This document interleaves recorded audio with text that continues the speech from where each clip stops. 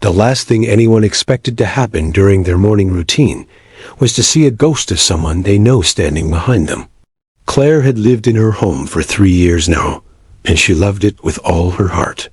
The house looked like something straight out of a fairy tale, but it wasn't just beautiful from the outside.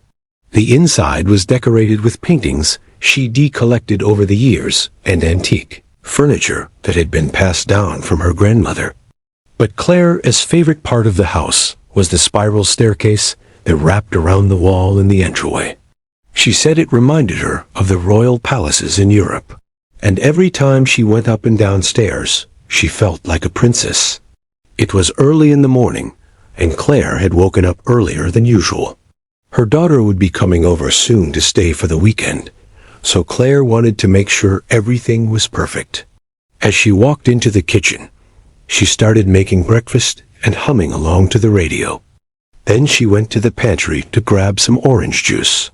As Claire turned the doorknob, she noticed a chill ran down her spine. It wasn't cold in the house, and the window next to the pantry was closed, so she didn't think much of it. She grabbed the orange juice and returned to the kitchen. Just as she took a sip, Claire saw something that made her drop the glass. She turned slowly to look at the source and tried to shake off what she'd seen. But when she turned back, the image was still there. In the reflection of the stainless steel refrigerator, Claire could have sworn she saw the ghost of an elderly woman wearing a white dress. Claire blinked, trying to clear her vision. She hadn't seen a ghost before, so she didn't know how to react. At first, Claire thought it might be stress. Her daughter had recently moved out of state, and Claire missed her terribly. Maybe seeing a ghost was just her mind's way of coping with the loss. She decided not to think about it too much, and went back to getting ready. Claire had almost forgotten about what she'd seen until she went to the bathroom to brush her teeth. As she stared at her reflection in the mirror, she tried to smile, but it came out forced. The image from earlier kept flashing through her mind. Had she really seen a ghost? Claire wasn't religious, so the idea of ghosts scared her more than it did other people. What if the spirit was trapped in her house, and it was trying to tell her something? Claire sighed. There was only one way to find out.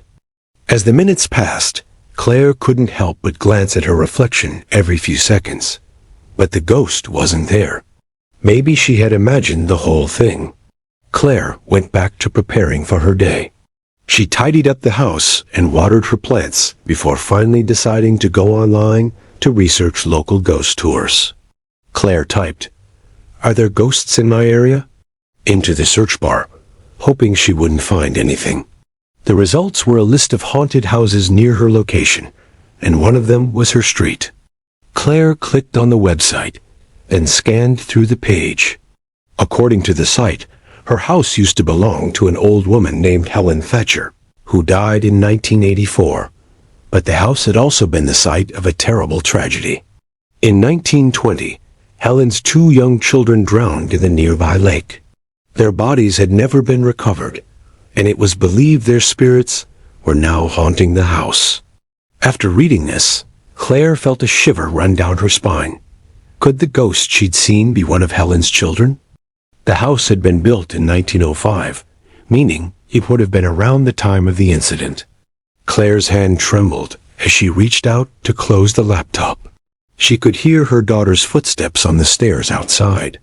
Claire tried to calm down. She didn't want to scare her daughter by telling her she lived in a haunted house. But after what she'd read, Claire knew she had to talk to someone. As her daughter walked into the house, Claire put her laptop away. "Hi, Mom," she said with a big smile.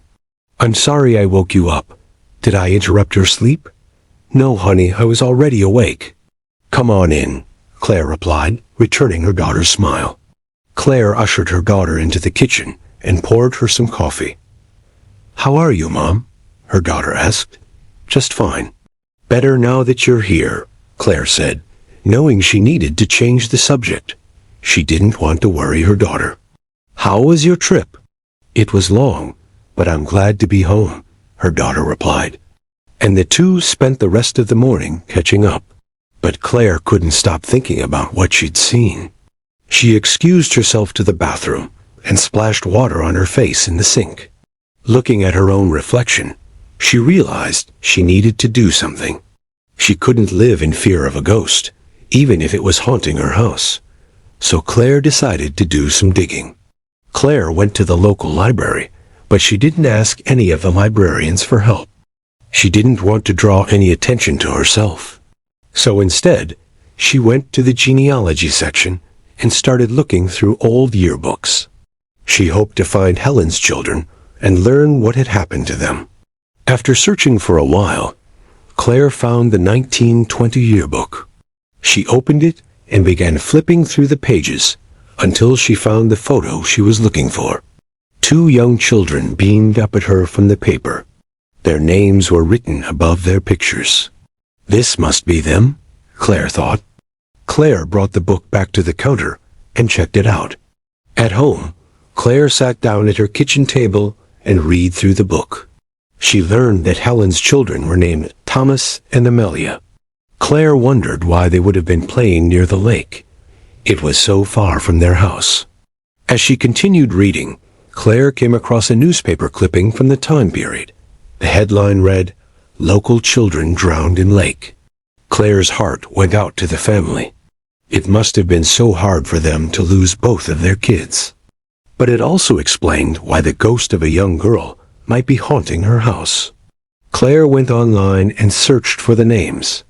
She wanted to see if there was any more information. On the genealogy website, Claire found a family tree with Thomas and Amelia listed on it. They had both died in 1920, just like the newspaper clipping said. But there was more. The site said they were buried in Evergreen Cemetery. Claire felt a chill run down her spine. Was this where the ghost was trying to lead her? The next day, Claire got in her car and drove to the cemetery. She wanted to pay her respects to whoever was haunting her house. When she arrived, Claire parked her car and walked toward the entrance. The wrought iron gates looked like something straight out of a horror movie, but Claire wasn't afraid. She had no idea where the graves were, so she decided to walk around and look for them. After walking past dozens of graves, Claire spotted a familiar name. Here it was.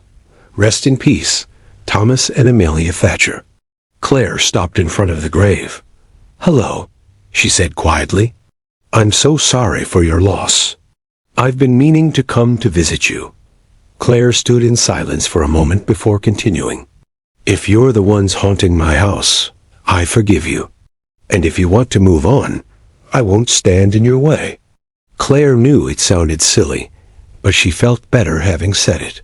As she turned to leave, Claire noticed something. There was another grave next to Thomas and Amelia's. She walked over and read the inscription. It said, "Helen Thatcher." Claire learned that Helen died, believing her children were still alive.